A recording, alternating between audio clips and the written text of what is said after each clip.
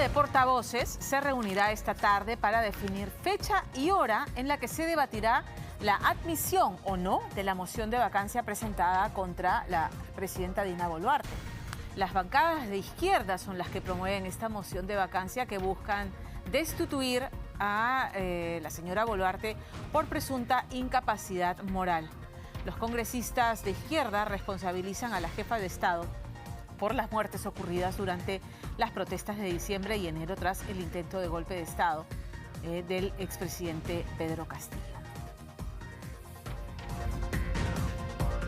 Vayamos al fondo del tema respecto a Dina Boluarte, el Ejecutivo frente a por lo menos 6 decenas de víctimas mortales, son 60 víctimas mortales, sobre las que pidieron disculpas y dijeron, nos allanamos el Ministerio Público que investigue. Pero a nivel político no se movió una ficha más. Y en el Congreso tampoco. Hay que decir también que en el Congreso tampoco se escuchó entusiasmo por citar siquiera para interpelar o para discutir, interrogar a los ministros directamente responsables, ¿no? Ministro del Interior, ministro de Defensa, incluso al premier Otárola. Nada, no ha habido el entusiasmo que sí han mostrado en otras épocas y que se gastan en otras causas que no tienen mayor trascendencia.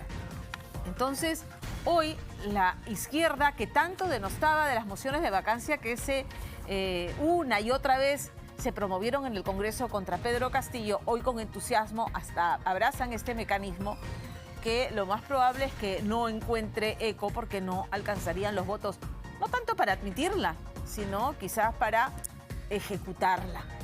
Porque ya ayer escuchamos, por ejemplo, a Mari Carmen Alba, expresidenta del Congreso, decir que este no es el momento. El presidente del Congreso, sin adelantar opinión, ha dicho que son momentos complicados en los que necesitamos unidad. Pero estamos dirigidos por una clase política que no tiene legitimidad ni representación. La señora Boluarte apenas se alcanza el 14% de aprobación y el Congreso apenas el 7-8% de aprobación. Son inquilinos precarios del poder, ciertamente. Hablemos de esto con Juan Paredes Castro, periodista, analista político. ¿Cómo estás, Juan? Bienvenido. Buenas tardes. Gracias Pamela. A ver, qué precariedad la de nuestra clase política. Y navegan, digamos, en mares turbulentos con una legitimidad escasa, casi nula. Bueno, tenemos un problema serio con los controles de daño. Sí. ¿Ya? Porque el hecho de hacer política en el país y de alcanzar el poder, ejercer el poder, no es gratuito, ¿no? Es una responsabilidad de la cual hay que dar cuentas. Y es una responsabilidad muy seria, desde el Ejecutivo, desde el Congreso y desde la Justicia, para hablar de los 3 grandes poderes del Estado. Entonces, quien haya alcanzado la presidencia de la República, ya sea por la vía de elección directa, como en este caso le ha tocado y le ha correspondido a la señora Dina Boluarte, suceder a Pedro Castillo. Es una sucesión por la vía de una elección directa que es la presidencia. Tenemos un sistema presidencialista, ¿no? Tenemos un sistema presidencialista que casi no es presidencialista. Es semipresidencialista y más absolutista que cualquier otro sistema. El presidente entra a hacer lo que le da la gana. Es una república la nuestra, o país unitario, como dice la Constitución, tampoco, porque lo vemos disgregado y desintegrado por todos lados. Estamos en un sistema y en una sociedad democrática, tampoco te diría yo que sí, porque yo hace muchos años que tengo mis dudas sobre esto, y más que dudas, certezas. Y por último, estamos en una sociedad solidaria, lo hemos visto ahora con motivo de los daños naturales, que no somos una sociedad solidaria, no porque dejemos de apenarnos de la situación. De repente nos desgarramos de pena. El problema es que no somos solidarios en el sentido de que no tenemos instrumentos para hacer efectiva la solidaridad. Cuando a algún país se le ocurre en su constitución, como en Francia, decir somos solidarios, entonces tienes que tener una estructura de solidaridad. Que te permita canalizar esa solidaridad. Claro. Entonces, te llamas democrático, demuéstralo, ¿no? Te llamas descentralizado, demuestra que eres un país descentralizado. Pero acá ninguno de estos valores constitucionales funcionan. Fíjate, volvemos a esta figura en la que pienso permanentemente. Vivimos la ficción de la descentralización. Se descentralizan los recursos, pero la incapacidad en la gestión del gasto es que las ficciones, no nos da esta estructura, ¿no?, de canalizar. Las ficciones las tienes en un abanico. Exacto. Casi todas son ficciones, o sea, la realidad. Bueno, entonces te decía yo de que no tenemos control de daño. El control de daño es aquello que tú respondes con mucha eficacia y también con legitimidad y con responsabilidad. Ahí está jalado el control de daño de estas muertes. Exacto. por las azonadas que hemos tenido, ¿no? Hemos tenido unas largas semanas de violencia muy dura, además orquestada, violencia promovida, casi planificada por Castillo para contener cualquiera de las dos cosas. Si su golpe era exitoso, esa organización de violencia iba a servir para contener a los que protestaran de este lado. ¿Correcto? O sea, quienes se opusieran a la instauración de su dictadura. Como él ya se iba a convertir en un gran dictador y la reacción iba a ser feroz. Tenía presidentes en varias latitudes de América que siguen haciendo campaña a favor para ayudarlo. De la Constitución, correcto. Además, lo tenían con un argumento, ¿no? Que el pobre profesor prácticamente no podía gobernar. Y al no poder gobernar, daba un golpe de Estado. Correcto. ¿No? Primera vez que un gobierno elegido democráticamente se da un autogolpe porque no puede gobernar. Bueno, ese era el argumento y había preparado un plan de violencia para contener eso. Y esa violencia le sirve después para cuando falla, igual, la violencia es contra los que supuestamente sacaron a Castillo. Correcto. ¿No?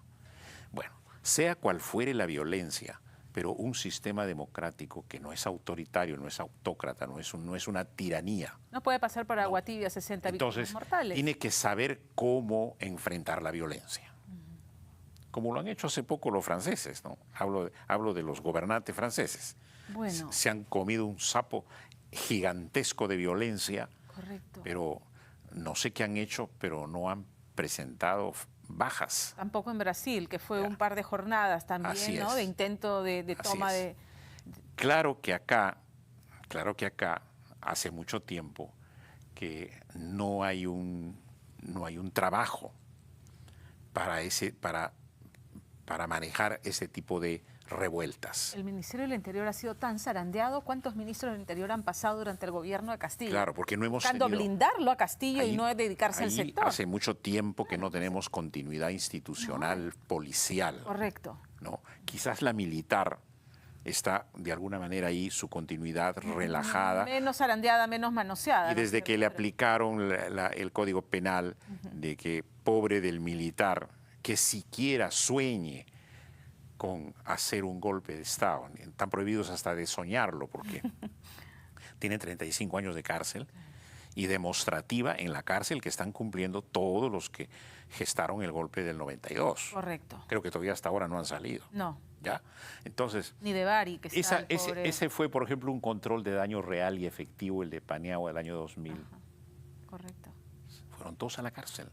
Inclusive magistrados del Jurado Nacional de Elecciones, ex fiscal de la Nación, están ahí. ¿No son suficientes las condolencias, la pena, la tristeza, la congoja de la presidenta y decir, está en manos del Ministerio Público y se está investigando? Claro. Hay una responsabilidad política que quizás alcanza o no a la presidenta Dina Boluarte, porque finalmente ahí debemos llegar. Claro que hay una distribución de funciones y responsabilidades, correcto. Claro que sí. Y que los ministros son los pararrayos, pero las muertes son muertes. Sí, claro. Entonces, y también hay que tener el diagnóstico que te acabo de decir, ¿no?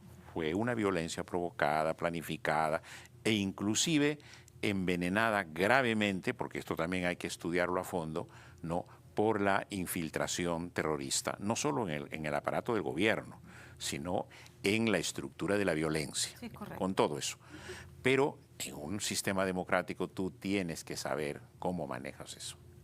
Hubo excesos, la respuesta en algunos casos desproporcionada. Hay protocolos de necropsia que se han hecho públicos que hablan de víctimas mortales por proyectiles de arma de fuego de las fuerzas del orden. Entonces eso es muy grave. Porque las dos cosas hay que condenar. Ya, correcto, las dos cosas. de acuerdo. Oye, acá están los incendios a instituciones de la justicia, con pérdida de archivos y de todos, ¿no? Se han quemado muchos locales fiscales, Sí. muchas comisarías. El intento de tomas de aeropuertos y oficinas, orquestadas, ¿no? oficinas de la justicia. Correcto. Se ha intentado tomar aeropuertos, ya, pero nada justifica que tengan Nuevamente que haber 60 los víctimas muertos. mortales. Entonces, tenemos este balance muy penoso, triste, de daños en el Estado y con grandes costos, pero tenemos este otro que es el de los derechos humanos. Hay un control de los derechos humanos, hay un control de daños sobre derechos humanos. Sobre esas cosas hay que responder. Ahora, lógicamente, la señora Boluarte no puede decir, señores, yo soy la culpable. Perfecto, pero tiene que decir con todo énfasis de que ella está dispuesta a asumir todas las responsabilidades de las investigaciones que vayan a recaer individualmente en ella si las tiene políticamente, ¿no? Penalmente hay responsabilidades individuales, supongo, pero las políticas hay que asumirlas. Tampoco eso quiere decir de que yo asumo esas responsabilidades y me voy de acá, porque tampoco se puede ir de la función que tiene. Es una función presidencial que cualquiera que esté allí no se puede ir porque le da la gana. Y nuevamente por eso es que un presidente tiene ministros. Claro. Y ahí tampoco he visto, ni siquiera en la izquierda, que ahora, bueno, promueve la moción de vacancia, de que interpelemos a los ministros, las llamemos a, ¿no? Pero mira, Cresta, los mecanismos constitucionales te permiten, como en la casa doméstica en la que uno vive, tienes un sistema de fuselaje en el funcionamiento eléctrico, ¿no es cierto? Claro. ¿Ya? Entonces, no puedes tú volver a prender la luz con el mismo fusible. Los ministros son fusibles. ¿Ya? Entonces, tienes que usar otro fusible. Claro. Entonces, si tienes una casa de tres pisos, ¿ya? Entonces tú dices, aquí tengo que cambiar 3 fusibles o 2. Acá hay uno que no se me ha quemado del todo, puedo tenerlo un tiempo. Perfecto. Otárola es un vocero que le sirve muy inteligentemente y muy versátilmente para el momento, entonces ese fusible lo puedes dejar. Todavía lo puedo mantener. Pero los otros 2 fusibles, el de defensa y el de yo lo cambio. Yo los cambio. Con mucha pena también. Te causa dolor, lo cambias, lo fundamentas bien y sigues adelante. Porque lo que hay que defender siempre es la continuidad institucional, no solamente de esos 2 ministerios que ya han pasado por muchas sacudidas, ¿no? No te olvides los impresentables ministros de defensa que teníamos en la época de Castillo. Correcto. Donde, del interior. donde ya se hacían propuestas de pagos para CENS, o sea, cosas. Entonces, y la institución policial ni se diga. Desde la época de Sagasti, racias de... Yo digo, tenemos tantos generales, la reserva de generales policiales. Imagínate, si de veras entráramos nosotros en una guerra, yo no sé de dónde sacas capitanes y comandantes, porque eso es lo que se necesita en una guerra. Los generales están en el planeamiento de los horizontes estratégicos. Pero los que ejecutan entonces, son los más tenemos tema de Boluarte. Tenemos tal abundancia de generales que te puedes dar el lujo de hacer racias de 60, de 50, de 40. ¿No? Ahora, ni Dina Boluarte ni Alberto Otárola han querido asumir esa responsabilidad política haciendo esos cambios de fusibles, ni en el Congreso tampoco han mostrado entusiasmo por reclamar que se hagan. Y esa es otra institución que tiene la responsabilidad de ejercer control sobre el Ejecutivo. Correcto. Entonces, si los 2 ministros que te acabo de nombrar no se han ido por su cuenta, como debiera ser, asumiendo una responsabilidad política, no digo penal, porque creo que no les alcanza, o si les alcanza, y ya verá la justicia. Claro. Pero había dos responsabilidades ahí que subsanar, pero no dejarlas como la han dejado. Y la otra salida es la interpelación del Congreso. Si los señores no se han ido, señores, yo soy Congreso de la República y yo no me trago ese sapo. Yo tengo que hacer aquí no solamente una interpelación, sino tengo que ejercer una censura, y los dos ministros, con toda cortesía, se van a su casa. Claro, claro, pero tampoco ha habido eso, y hoy tenemos una moción de vacancia que yo creo que no va a prosperar, que probablemente se admita para la moción del debate y vamos a tener estos debates interminables en los que todos hablan y finalmente los votos no van a alcanzar. Hay quienes dicen, los momentos, ayer Mari Carmen Alba lo decía, estamos en un momento en que tenemos que enfrentar unitariamente la emergencia y todo lo que se nos viene con el niño. ¿De qué vamos a estar hablando de vacancias a estas alturas? Pero ya veremos el debate. Entonces el Perú, según Mari Carmen Alba, el Perú debe vivir de acuerdo a los momentos. Claro. Es decir, la democracia peruana debe funcionar de acuerdo a los momentos. La democracia peruana es una entidad, es una institución que engloba a la nación entera en todas sus estructuras. Claro. Pero los momentos, eso tiene que ver con un calendario, eso tiene que ver con los tiempos, ¿no? Que uno maneja, crisis, etcétera. Pero no hay un momento para la vacancia, no hay un momento para la... Está bien, estamos atravesando este golpe del niño, etcétera, pero no es que eso sea un momento para la democracia, para que la democracia no haga lo que tiene que hacer. Correcto. ¿No? Y si el momento de la vacancia no viene nunca, y si el presidente lo mereciera, como en el caso de Castillo, Castillo había construido su vacancia prácticamente desde el primer día, porque no juró por la Constitución. La propia Mari Carmen debió haberle planteado su vacancia ese mismo minuto antes de darle la banda presidencial. No. Ella podía haberlo vacado sin necesidad de hacer ningún proceso. Entonces, en el tema de Dina Boluarte, ¿coincides conmigo en que no va a prosperar, pero...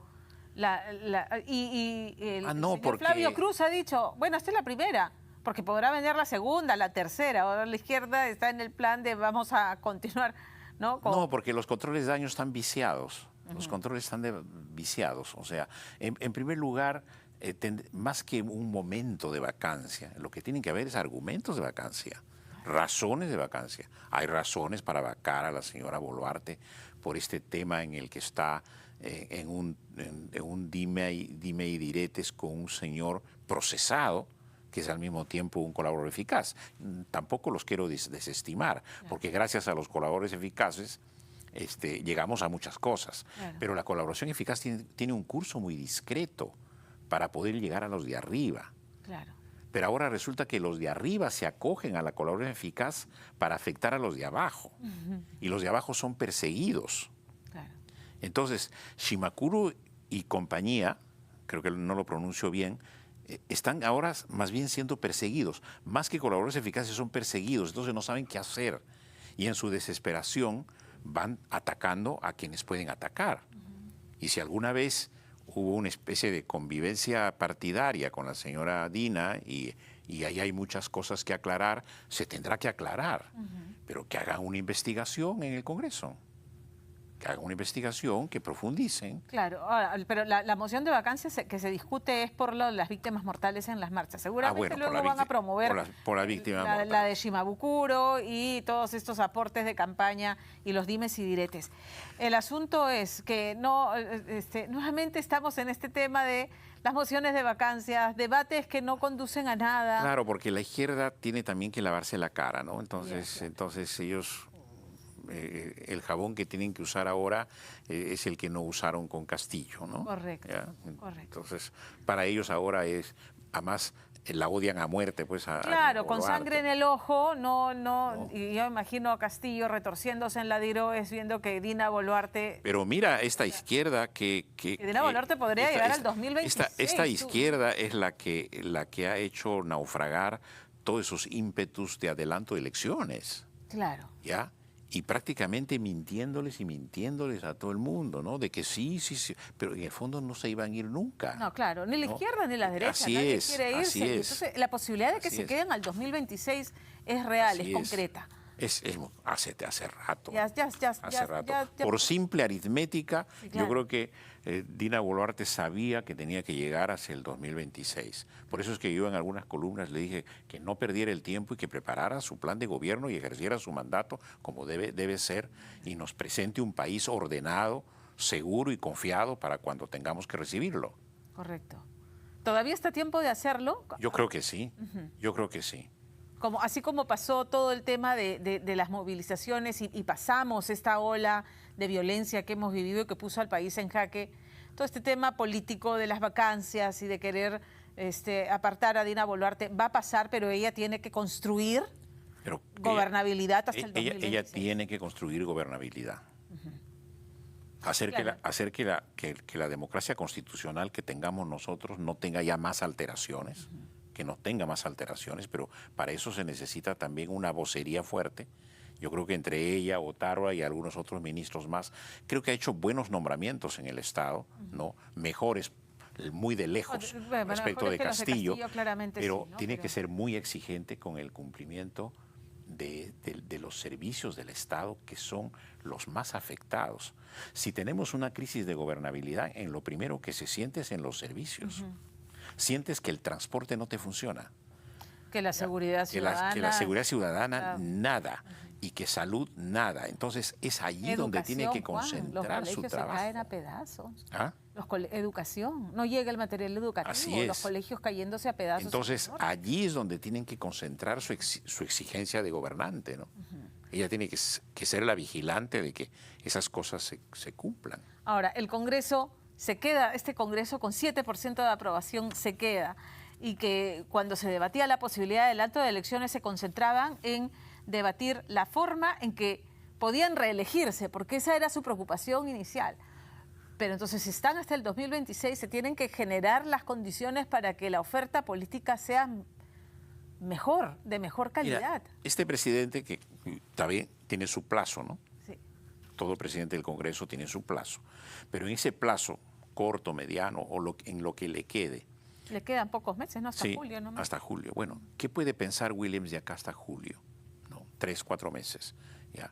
Por lo menos en poner a caminar o poner en la pizarra 3 o 4 reformas políticas del Congreso o ajustes o cambios de legislación que ayuden a lo que estamos hablando, a que el país sea gobernable de aquí al 2026. En los siguientes 4 años, ¿cuál puede ser la contribución de Williams?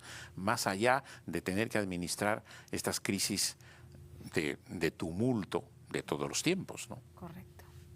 Juan, un gusto, como siempre, conversar contigo. Bueno, un gusto para mí también. Gracias por estar con nosotros esta tarde. Vamos a ver cómo llegamos también nosotros los periodistas al 2026. Al 2026, porque también nos cae, graneado todo el tiempo y además con pretensiones de imponer contenidos en los medios. Oye, una cosa que olvidaba para cerrar. Sí. Ojo, vivimos tiempos de regresión. Sí, claro. ¿Ya? No hay más democracias, como decíamos antes, ahora hay más dictaduras y tiranías. La libertad de expresión aumenta, se decía hace tiempo. Ahora está disminuyendo también la libertad de expresión. Los ataques a los periodistas, se nos cierran las fuentes, se nos restringen muchas cosas. Tiempos duros de regresión. Me quedo con esa reflexión. Gracias, Juan.